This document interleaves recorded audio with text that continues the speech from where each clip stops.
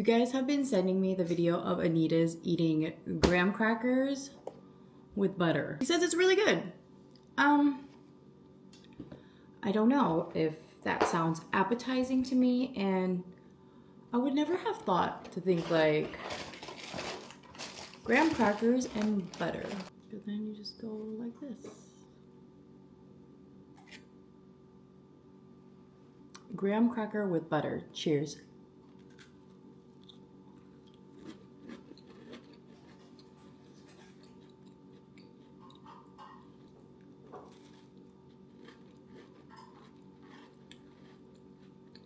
Huh. I wasn't expecting to like it as much as I do. You get like creamy saltiness with the crunchy sweetness of the graham cracker.